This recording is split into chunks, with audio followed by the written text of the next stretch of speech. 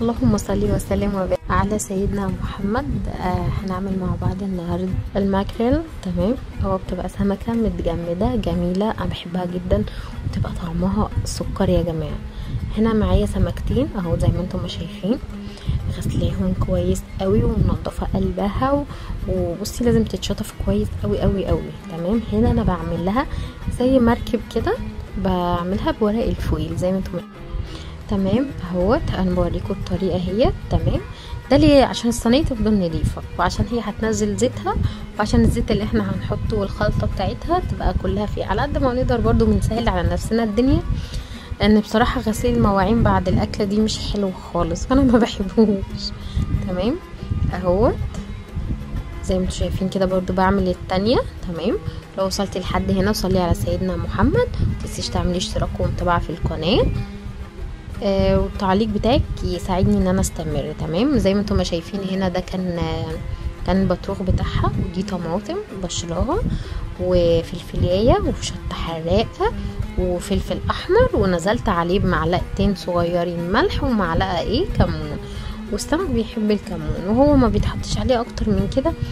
وكانوا برضو معانا هنا 5 فصوص توم، ما تحطيش اكتر من كده. انا هنا كنت بنقي الشطه عشان دي سمكه بنتي ودي بتاعتي الحراق. تنزلي عليهم بقى كل واحده بايه حوالي بالظبط كده ليمونتين ونص، على حسب. انا بحب الصراحه الليمون في الاكله دي بيبقى حلو وبيخلي طعمها جميل. هنا انا كنت بشيله البذر زي ما انتم ما شايفين. عايزه اقول لكم الاكله دي خطيره ولذيذه جدا.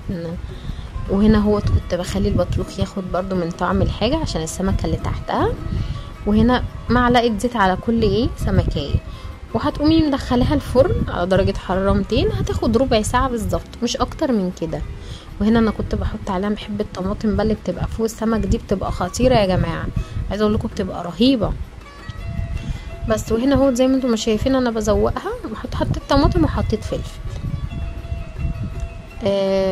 وزي ما قلت لكم ده هتدخل الفرن، وهفرجكم دلوقتي على شكلها اول ما تطلع. وعملت رز ابيض جنبها، هي ما بتتاكلش غير كده، هي بتبقى طعمها تحفه بالرز الابيض، وفي ناس بتحبها بالصياديه. ما تنسوش تدعولي ربنا يفك كربي ويرد لي جوزي ان شاء الله بالسلامه باذن الله. هنا خلاص انا كده كنت بفرجكم، هو ده الفينش الاخير بتاعها،